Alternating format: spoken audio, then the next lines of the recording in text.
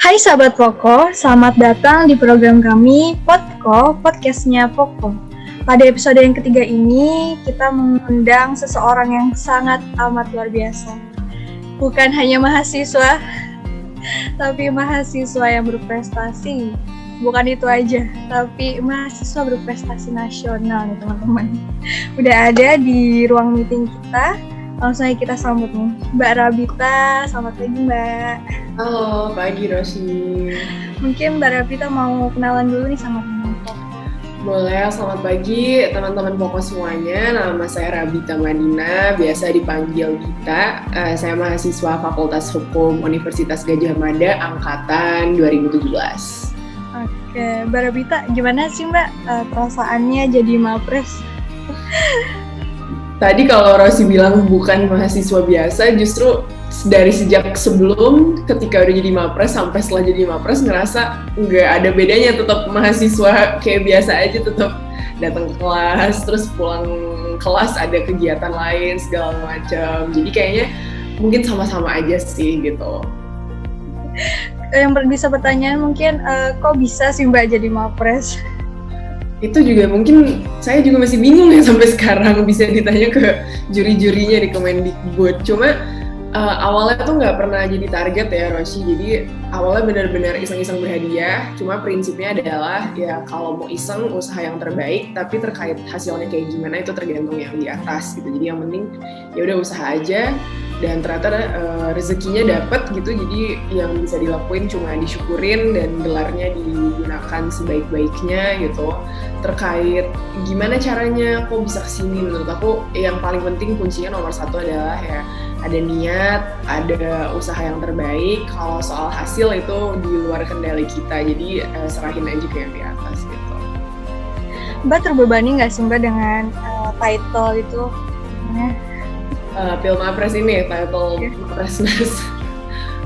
Kalau terbebani kayaknya enggak ya, mungkin karena aku tipe orangnya yang kalau orang ngomong apa tuh nggak pernah terlalu aku masukin hati gitu, atau nggak pernah terlalu aku anggap serius gitu, karena aku cenderung guyon mulu orangnya. Jadi kalau ada yang berpendapat kuat gitu, misalnya kayaknya kamu kalau Mapres harusnya kayak gini deh, kamu kalau Mapres harusnya kayak gini deh, aku tuh kayak nggak terlalu, itu bagi aku kayak yang kayak gitu keluar kuping, masuk kuping kanan keluar kuping kiri gitu. Jadi kalau dibilang berat enggak sih, cuma paling yang jelas tanggung jawabnya jadi lebih banyak. Apalagi ketika awal-awal baru jadi Mapres nih, kan aku jadi Mapres tuh September 2020. Jadi kegiatannya jadi makin banyak karena ada kewajiban buat sosialisasi, buat univ-univ lain. Jadi mungkin paling harus sacrifice kalau weekend gitu, harus Zoom dulu, ngisi-ngisi sosialisasi Pilmapres. Cuma makin sini makin terbiasa sih, makin santai. Dan mereka juga di Kemendikbud udah mulai proses pemilihan Pilmapres buat tahun 2021. Jadi sebentar lagi punya pengganti nih, nggak sabar untuk bagi-bagi tugas dengan pengganti yang baru.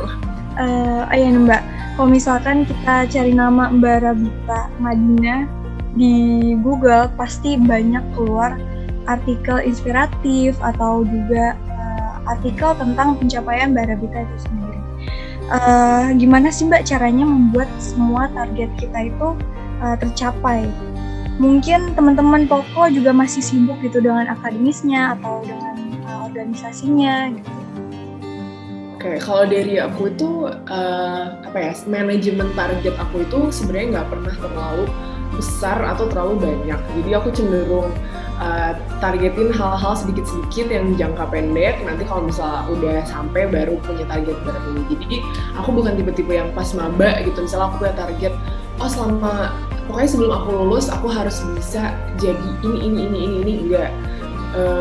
Aku tuh kalau nge-plan sesuatu itu nggak pernah dari jauh-jauh hari. Mungkin itu juga jadi sedikit kekurangan gitu. Jadi misalnya kalau aku mau melakukan sesuatu, mau ikut lomba, misalnya mau jadi Mapres, itu selalu mepet-mepet nih ngerencanainnya, kayak suka tiba-tiba kepikiran aja daftar Mapres kali ya gitu, terus besoknya daftar misalnya kayak gitu. Nah, jadi mungkin strategi nomor satu adalah aku selalu prinsipnya jalanin dulu satu-satu. Apalagi manusia kayak aku sangat buruk multitasking, kalau ngerjain dua hal sekaligus bisa kacau dua-duanya gitu. Jadi jalanin dulu satu-satu. Kalau kamu punya satu target dan bisa kamu capai dalam jangka waktu dekat, fokus aja dulu ke itu. Jadi fokus kamu hanya ke itu doang. Nanti kalau udah selesai bisa dinaikin lagi targetnya. Kalau udah selesai bisa dinaikin lagi targetnya gitu. Tapi kalau bagi aku pribadi yang paling penting itu bukan terkait seberapa besar target aku atau seberapa banyak target aku. Karena sebenarnya target aku tuh cuma satu aja, yaitu setiap bulan itu harus ada improvement, harus ada kemajuan gitu. Di setiap tahunnya ketika kuliah, antara kegiatan yang dilakuin di semester 1, ke semester 2, ke semester 3, itu challenge-nya harus lebih tinggi lagi, pelan-pelan aja tapi gitu. Supaya belajar untuk selalu berkembang gitu. Jangan misalnya semester 1 kan pasti kalau kita lihat kakak tingkat kita tergiur banget, wah pengen deh suatu saat jadi pengurus organisasi ini, pengen banget ikutan lomba ini, menang di luar negeri misalnya. Aku nggak pernah atau punya prinsip sebesar itu dari awal, karena prinsipnya adalah kamu lakuin dulu yang kecil, yang memungkinkan, satu-satu, kalau udah bisa nanti naikin lagi.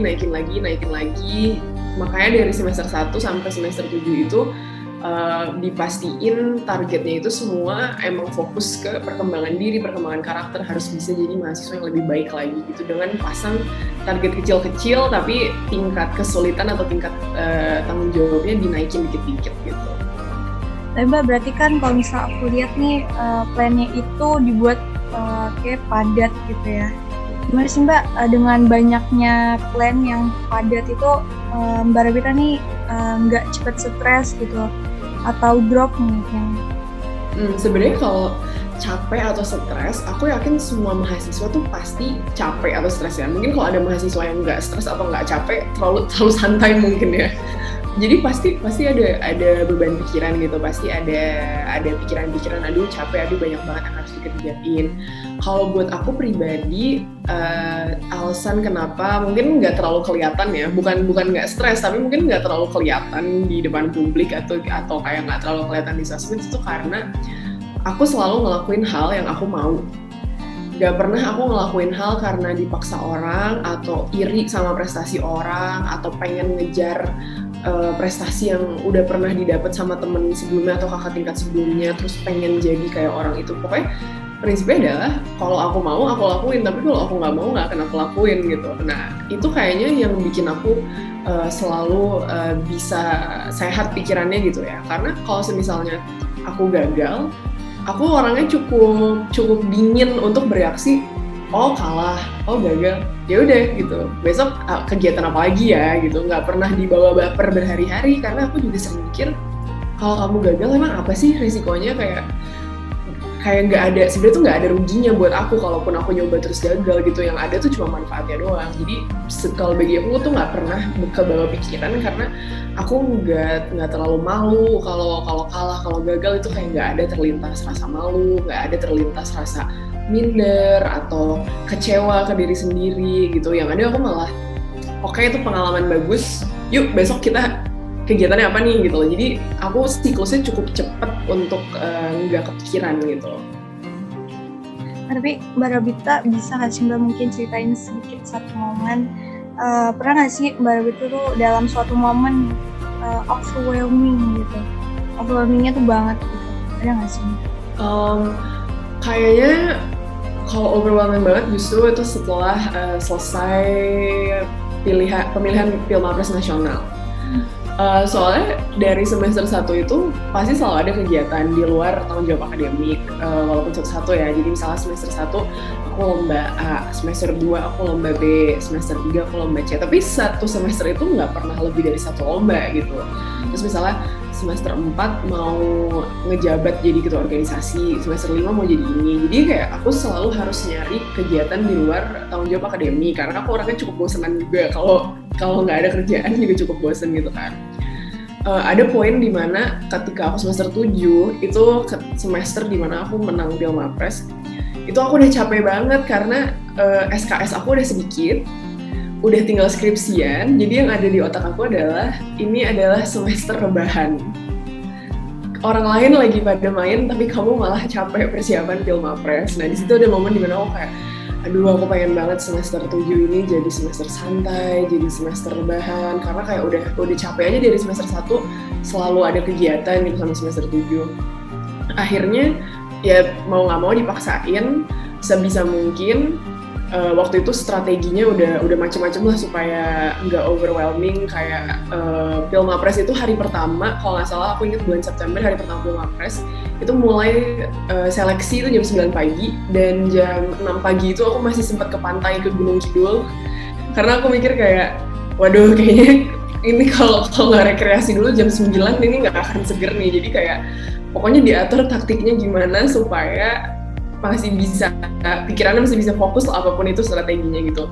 Terus Pilmapres sudah kelar 1 minggu, baru habis itu langsung aku ngomong ke diri sendiri, oke, ini adalah kegiatan terakhir kamu selama perkuliahan. Mulai dari sekarang sampai kamu lulus tahun depan, itu kamu udah istirahat, kamu selesai inskripsi, udah nggak ada kelas, nggak ada apa, ini waktu kamu istirahat, pokoknya 1 tahun ini kamu istirahat aja gitu, karena kemarin target kita udah kesampaian semua gitu. Jadi overwhelming itu pasti ada. Cuma itu bukan jadi alasan ketika kita punya tanggung jawab hanya karena kita overwhelmed terus tanggung jawabnya diabaikan gitu. Mau nggak mau harus di-push minimal sampai tanggung jawabnya udah selesai. Waktu itu aku punya tanggung jawab buat wakilin UGM, walaupun aku udah capek banget. Ya udah aku sampai bilang ke pelatih Pilmapres di UGM, Bu, Pak, saya subuh mau ke pantai dulu, kalau enggak jam 9 pagi saya seleksinya bisa mumet gitu, tapi saya akan datang tepat waktu dan saya akan fokus mentalitas saya 100% gitu, tapi saya mohon izin saya ke pantai dulu. Jadi jangan kaget kalau nanti saya ke UGM bau air asin lah gitu. Jangan kaget kalau kayak gitu. Nah, terus habis itu baru istirahat gitu. Jadi penting untuk istirahat, tapi kalau masih ada kewajiban di-push dulu sedikit sampai kelar, habis itu istirahatlah selama-lamanya, sebutuh-butuhnya sampai seger lagi. Jadi harus pinter atur-atur aja gitu, kapan kita harus prioritasin tanggung jawab, kapan kita harus prioritasin istirahat. Tapi mungkin berarti Mbak Rabita ini ada experience gak Mbak waktu pandemi ini lomba-lomba gitu? Ketika pandemi ini, aku kalau nggak salah 2 kali lomba pas pandemi ya. Yang pertama itu Pilmapres. Aku Pilmapres itu online. Yang kedua tuh ada 1 lagi lomba, itu harusnya ke Vietnam, tapi karena pandemi jadi lombanya online juga. Pasti awal agak bete ya, karena kan kalau lomba kan yang dicari kan pengen ketemu orang lain gitu kan, pengen ketemu anak-anak dari fakultas lain gitu. Kalau menang atau enggaknya urusan akhir, yang penting seneng-seneng gitu sama anak-anak dari fakultas lain. Cuma kayaknya akhirnya kita semua udah kebiasa sih. Ini kan udah 1 tahun juga setelah pertama kita lockdown tahun lalu kan. Jadi kayaknya orang-orang juga udah mulai bisa adaptasi cara bikin koneksi, cara nambah teman lewat Zoom gitu kayak yang kita sekarang. Jadi walaupun awalnya agak aneh dan agak bete dari kasur gitu lombanya, tapi ya mau nggak mau harus tetap dijalanin dan harus tetap maksimal. Ada tips nggak sih Mbak untuk teman-teman Poko nih biar bisa tetap survive kayak Mbak Rabita ini di masa pandemi?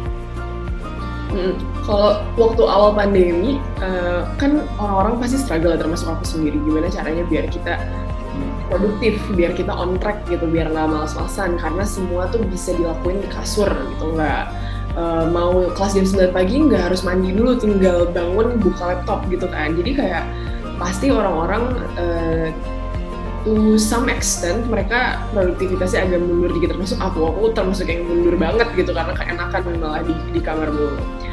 Waktu itu aku mikirnya gini, orang kan banyak yang bilang oh ini kan lagi pandemi, nggak apa-apa, kita semua pasti punya waktu buat adaptasi. Betul, yang namanya adaptasi itu harus dilakuin oleh semua manusia supaya kita bisa survive.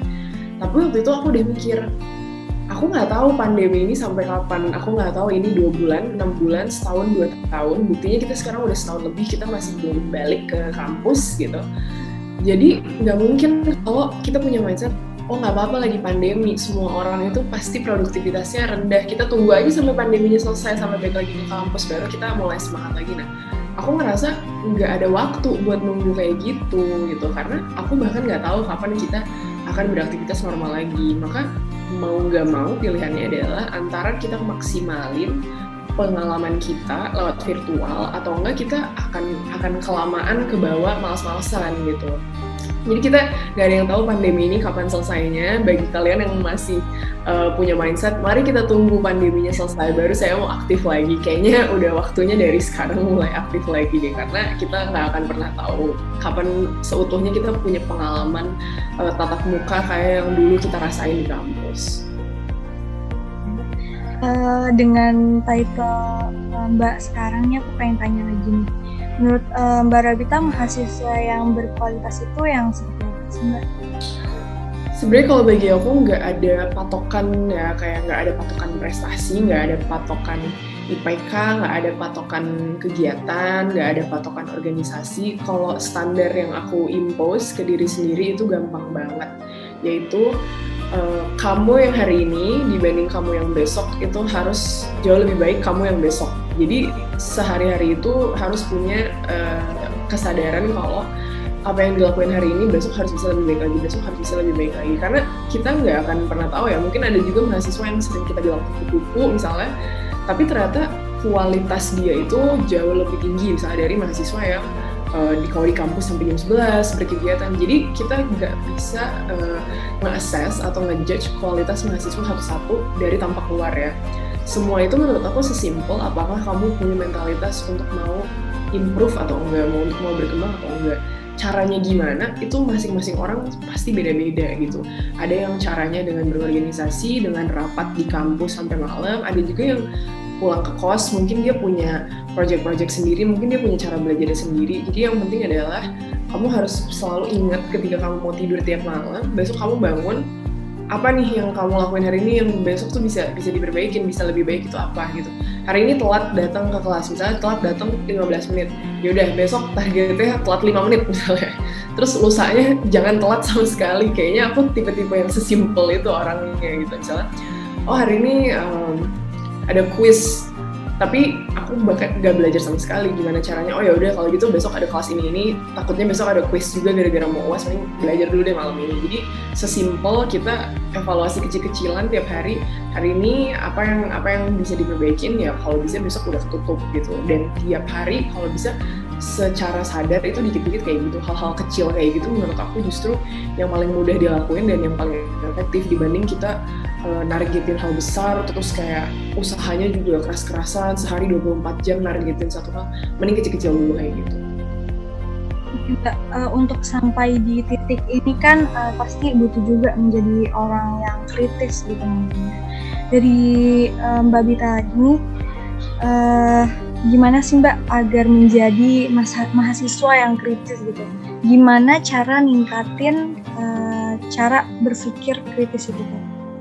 Mungkin di sini yang dimaksud berpikir kritis itu akan diri aku sendiri atau sekeliling aku? Mbak Bita sendiri. Oke. Aku merupakan orang yang cukup kritis ke diri sendiri ya. Untuk seseorang kayak aku yang kalau dikritik orang itu masuk kuping kanan keluar kuping kiri, justru aku dengerin kritik diri sendiri gitu. Dan menurut aku mengkritik diri sendiri itu salah satu cara untuk improve, karena aku nggak akan pernah bisa berkembang kalau aku nggak tahu salahnya itu di mana gitu. Cuma ketika aku mengkritik diri sendiri itu beda dengan ngerendahin atau meragukan diri sendiri gitu. Ada banyak orang yang ngira self-kritik itu jatuhnya malah jadi insecure atau jadi nggak yakin. Padahal menurut aku itu kegiatan yang bagus untuk dilakuin ke diri sendiri buat sadar kamu salahnya di sini, kamu bisa lebih baiknya di sini. Mending kamu sadar itu dari diri sendiri daripada kamu sakit hati dikasih tahu itu dari orang lain gitu. Jadi misalnya ada orang ngekritik aku, Bit kayaknya kamu kurang rajin deh. Dalam hati aku pasti aku bilang, iya aku juga sadar kok kayaknya emang aku kurang rajin. Kalau gitu besok bisa ngapain ya gitu biar ini nggak diketutup lah gitu kekurangannya gitu. Gimana caranya aku bisa kritis? Prinsip aku nomor satu adalah nggak ada manusia yang sempurna. Pasti semua orang itu punya kesalahan. Bukannya aku nyari-nyari kesalahan diri sendiri juga, cuma aku selalu terbuka kalau aku buat kesalahan, kalau aku gagal atau ada target yang nggak tercapai, aku selalu realistis kayak, oke, ini kamu gagal di sini, kamu ada kesalahan di sini, target kamu nggak tercapai di sini. Aku nggak berhari-hari sedih atau overthinking yang kayak aduh kemarin gagal nih targetnya gitu kan, dengan kayak gitu gak akan tiba-tiba kesampein juga kan targetnya kemarin. Jadi aku lebih kayak oke, kamu introspeksi, kayaknya kurangnya di sini nih hari ini, nggak apa-apa deh nggak kesampein target, kamu bikin lagi target yang mau nutupin kekurangan ini kapan gitu. Jadi justru untuk sadar akan kekurangan diri sendiri itu bisa jadi senjata yang paling ampuh untuk jadi orang yang berkembang paling cepat gitu. Karena tanpa dikritik orang lain, kamu udah bisa sadar dan kamu udah bisa ngaku gitu kalau kurangnya di sini, gimana kita cara improve-nya gimana. Kalau dengar kritik dari orang lain, jangan kayak kayaknya aku nggak ngerasa deh kayak gitu, kayaknya aku nggak ngerasa deh kayak gitu. Tanya dulu, coba kamu pikir dulu, bener nggak sih kritik orang? Kalau emang bener nggak apa-apa, akuin aja gitu, semua orang pernah salah gitu. Tapi besok aku bisa benerin gitu. Jadi jangan kita deny, tapi jangan bikin sakit hati, jangan dimasukin ke hati juga. Murni kita jadiin patokan pelajaran biar besok itu bisa diperbaiki. Untuk seperti yang Mbak Bita tadi bilang ya, untuk mencapai target kita masing-masing itu butuh skill tertentu setiap mahasiswa. Nah, yang paling aku amazed dari Mbak Rabita ini nih skill public speaking ya nih, teman-teman. Dari Mbak Bita ini menurut persona Mbak sendiri, kenapa sih public speaking itu penting? Kalau buat aku pribadi, aku ngerasa public speaking, sebelum kita jauh ke public speaking, kita fokus ke komunikasi dulu deh gitu, cara kita berkomunikasi dengan orang gitu, menyampaikan sesuatu ke orang. Kayak aku sama Roshi lagi ngomong berdua gitu ya kan, mungkin nggak public speaking banget karena kita ngomong berdua gitu kan, walaupun kita tahu mungkin ini nanti dikonsumsi oleh publik gitu hasil produksinya. Itu penting karena sehebat apapun ide seseorang, sehebat apapun materi yang mereka punya, kalau mereka nggak bisa menyampaikan itu dengan delivery yang mudah untuk dimengerti oleh orang lain, itu jadinya cuma kita doang yang ngerti akan ide kita. Itu nggak akan ada orang yang mengerti dengan ide kita kalau kita cuma bisa konsepnya doang, tapi kita nggak bisa menyampaikannya.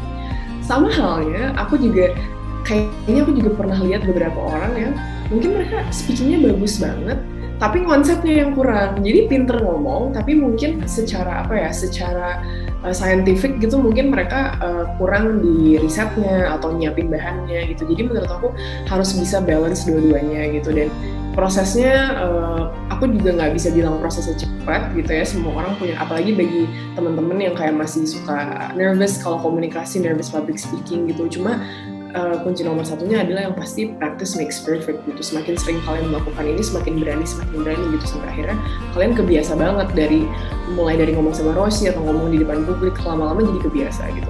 Bagi aku juga saat pertama kali cukup aneh gitu, maksudnya pasti cukup takut. Tapi kalau kita nggak ngelewatin fase-fase itu, yang akhirnya nggak akan bisa fasih juga gitu. Jadi practice makes perfect. Nanti pasti kalau dicoba pelan-pelan bisa. Karena bagi aku yang takut public speaking itu utamanya adalah mungkin takut berada di depan kerumunan gitu ya. Dan itu cuma bisa dikalahkan kalau kamu pelan-pelan ngelakuin dengan crowd yang awal kecil dulu, misalnya berdua dulu, podcast berdua, nanti tambah lagi audiensnya, sampai akhirnya kamu punya kepercayaan diri. Kayaknya omongan aku kalau orang lain dengar mereka bisa nangkep deh dengan gampang gitu ya. Nah itulah saat itu kamu tahu kalau kamu udah nyaman public speaking.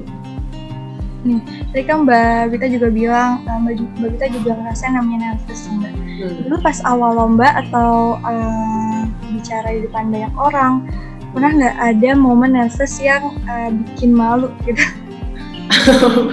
Awkward mungkin. Kalau bikin malu, puji Tuhan nggak ada ya yang kayak bikin pengalaman buruk gitu, bikin malu banget. Cuma kalau nervous sampai hari ini kayaknya kalau lomba pasti nervous gitu ya. Kalau lomba yang berbau public speaking itu pasti nervous. Dan bagi aku sebenarnya nervous itu normal, semua orang itu pasti nervous. Nah gimana kita cara overcome itu? Kita harus bikin strategi masing-masing yang menenangkan diri kita untuk berani ngomong di awal gitu. Kalau bagi aku nih biasanya kalau aku lomba yang berbau public speaking itu dari pagi aku nggak mau diajak ngobrol sama orang dan aku cuma mau dengerin lagu. Nggak tahu kenapa. Pokoknya kalau lomba kuping aku kayak ketutup akan dunia gitu. Pokoknya pagi-pagi aku pasti pasang earphone dan aku akan diem, aku fokus sampai giliran aku lomba. Gak tau kenapa, aku juga gak tau kenapa, tapi itu menenangkan aku supaya nervous aku bisa reda sedikit gitu. Aku juga tahu temen aku yang supaya nggak nervous, dia justru harus diajak ngobrol, yang kayak lo ngobrol dong sama gue biar gue nggak nervous, ya ajak gue ngobrol makanya biar gue nggak nervous itu sambil jalan-jalan. Nah, jadi kalian harus cari cara sendiri untuk ngeredain nervousness kalian. Kalau bagi aku adalah justru aku bakalan pasang earphone sampai giliran aku gitu. Kalau bagi temen aku ada juga yang justru dia mau diajak ngomong, ada juga yang ini, ada juga yang itu gitu. Jadi kalian harus cari metode apa sih sebenarnya yang bikin kalian tenang gitu. Apakah itu nelfon seseorang atau itu gimana gitu. Mungkin ini jadi pertanyaan terakhir sekalian intermezzo nih Mbak. Sebagai mahasiswa, boleh kasih tips nggak nih Mbak untuk teman-teman Poko, apalagi anak perantau nih, biar bisa mengatur keuangannya. Mungkin aja beberapa bulan kemudian kita bakal offline atau ya blended lah ya istilahnya kalau sekarang. Jadi teman-teman Poko udah bisa antisipasi dari sekarang. Oke, mungkin kalau dari aku satu aja yang paling penting adalah jangan lihat kanan kiri. Ini hidup kamu, ini perjalanan kamu, ini cerita kuliah kamu, kayak gimana pun itu ceritanya, cerita kamu itu yang paling unik dibandingkan cerita orang lain gitu. Jadi jangan lihat kanan kiri. Kalau kamu terlalu sibuk lihat kanan kiri, kok orang ini kayak gitu ya, orang ini kayak gitu, kok orang ini kayaknya lebih cepet dari aku nih kemajuannya, kok orang ini kayak gini. Itu yang ada kalian gak akan fokus ke diri sendiri, gak akan fokus ke perkembangan dan kemajuan diri sendiri. Jadi kalau kalian udah balik lagi ke UGM atau bahkan yang sekarang masih kuliah virtual, jangan kalian lihat kanan kiri. Semua orang itu punya timeline masing-masing, punya rezekinya masing-masing, punya hobi masing-masing, punya cerita masing-masing. Pokoknya ini dunia kalian yang nyetir sendiri, nggak perlu lihat kanan kiri, kalian fokus aja. Jadi jangan iri, jangan minder gitu. Pokoknya kalian lihat cermin aja, lihat ke diri sendiri, tanya ke diri kalian sendiri, besok mau apa, bulan depan mau ngapain gitu, hari ini mau ngapain, dan nggak perlu terlalu merhatiin kanan kiri kalian tuh lagi ada apa sih atau lagi ngapain sih gitu.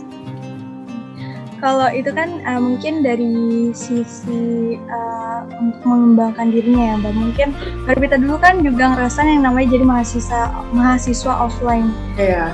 Dulu Mbak Rabita gimana sih kayak cara mengatur keuangannya? Kan mungkin masih bisa jalan-jalan ke sana kemari, masih suka beli ini itu gitu. Iya, kalau dulu aku juga kan mahasiswa rantau ya, jadi aku juga merasakan harus ngatur uang untuk makan sehari 3 kali. Kalau aku pribadi nih, bagi seseorang yang sangat berantakan money managementnya, ini bagi kalian yang offline kayaknya kalian bisa relate ya. Kenalilah situasi burjo terdekat di kosan kalian, karena itu akan menyelamatkan kelaparan kalian di malam hari, di akhir bulan, di awal bulan. Pokoknya kalian harus sahabatan sama burjo yang dekat di yang kerja di burjo terdekat dari kos kalian. Cuma bagi aku pribadi adalah aku di Jogja buat sekolah gitu. Aku di Jogja buat sekolah. Pokoknya tuh apa sih, kalau kita kan masih semua dikasih uang jajan ya, mungkin ada yang punya kerjaan sampingan atau dapat beasiswa, itu bagus juga, tapi kan budayanya adalah rata-rata kita masih dikasih oleh orang tua nih ketika kuliah. Kalian harus ingat kalau kalian itu di Jogja buat kuliah.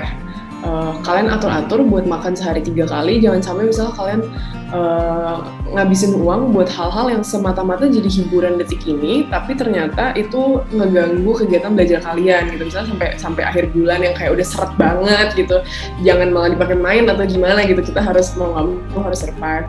Sekarang aku baru keluar dari kerjaan part time ini semester ini karena udah nggak kelas lagi.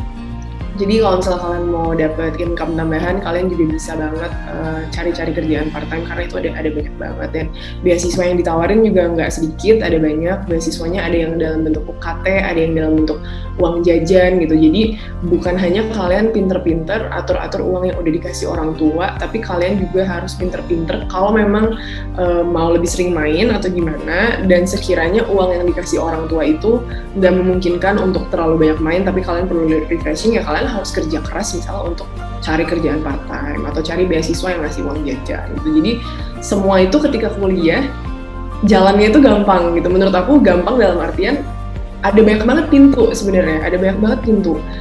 itu tergantung kalian aja mau dieksplor atau enggak gitu, mau dikejar atau enggak gitu. Tapi ada banyak banget pintu supaya kalian secara finansial itu jauh lebih happy lah gitu untuk jadi anak rantau di Jogja. Oke, udah banyak banget nih tips dari Mbak Rabita, tips public speaking, menghilangkan nervous, sampai keuangan juga udah dikasih tahu sama Mbak Rabita. Oh ya, Mbak Rabita tahu nggak sih kalau Poko ini udah punya sosial media? Tahu dong Rosi, jadi teman-teman semua jangan lupa ya buat follow juga Instagramnya Poko @poko.book, dan jangan lupa juga untuk beli produk bukunya nanti. Mungkin sekian untuk podcast Poko kali ini bersama Mbak Dita. Sampai jumpa di Poko selanjutnya. Next you. Bye.